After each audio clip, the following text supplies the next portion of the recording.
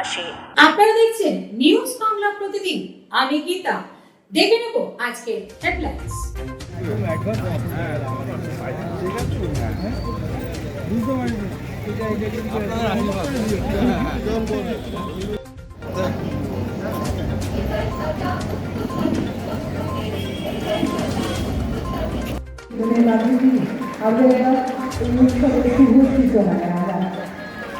যে আগুন আমাদের দগ্ধ করে সেই আগুন আমাদের পবিত্র করে।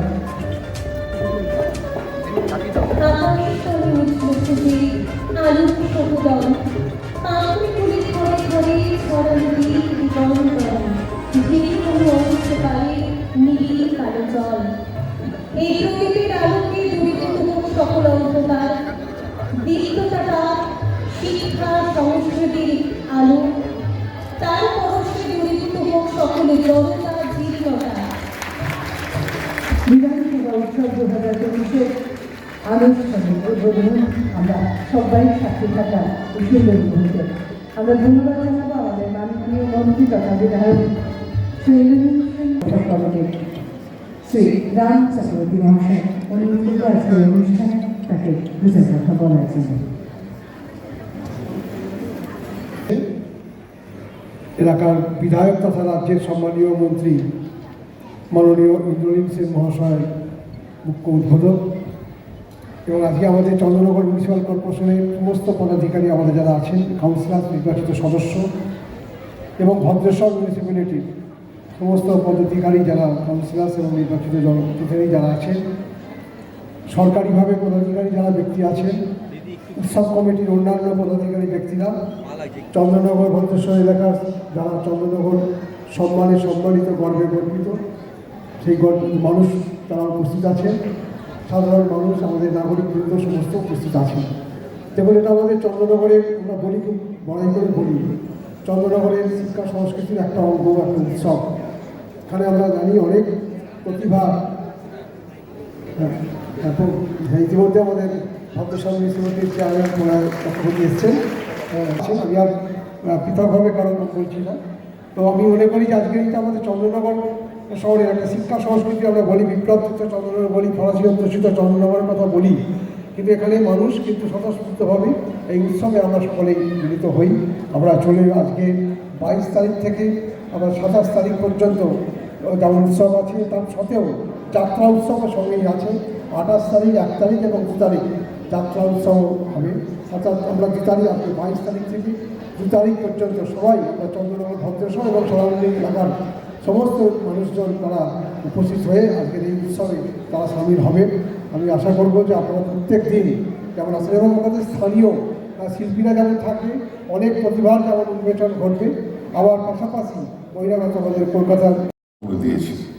চন্দননগরে আলোক শিল্পীদের প্রয়োজন ছিল কোথাও একটা কাজ করার জায়গা, মাননীয় মুখ্যমন্ত্রী করে দিয়েছেন আলো হাব। চন্দননগরের 1997 সাল থেকে 1 নম্বর ওয়ার্ডে একটা খেলার স্টেডিয়াম তারা শুরুমাত্র করেছিল। তারপর থেকে আজকে বিগত এত বছর কিছু হয়নি। করোনার জন্য এটা আমাদের ব্যর্থতা, কিন্তু শুধুমাত্র করোনার জন্য আমরা এই কাজটা সম্পন্ন করতে পারিনি।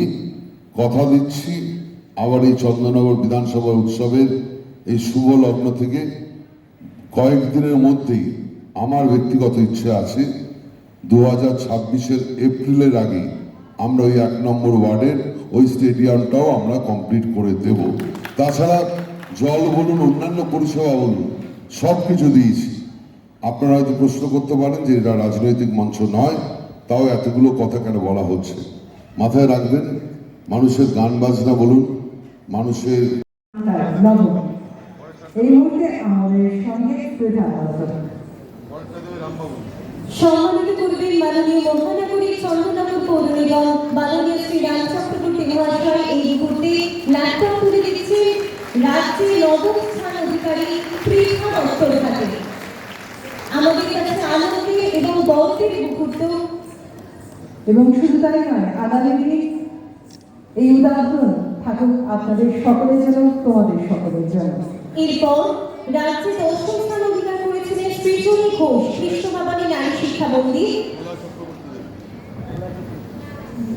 তার প্রাপ্ত নম্বর 487। বিজ্ঞান বিভাগ থেকে শ্রী প্রহ্লাদ চক্রবর্তী ভদ্রসকল সম্মানিত হয়েছেন আমাদের সঙ্গে অনুরোধ করব ডাক্তারকে আমাদের আগামী প্রজন্মের হাতে এই ভালোবাসাকে আশীর্বাদ করতে থাক তার আগামী পথের পাথর হিসেবে।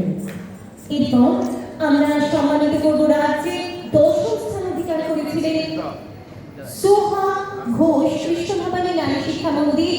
সম্মানিত করবেন চেয়ারপারসন চন্দ্রনগর পৌর নিগম মাননীয়া স্নিগ্ধা রায় মহাশয়া।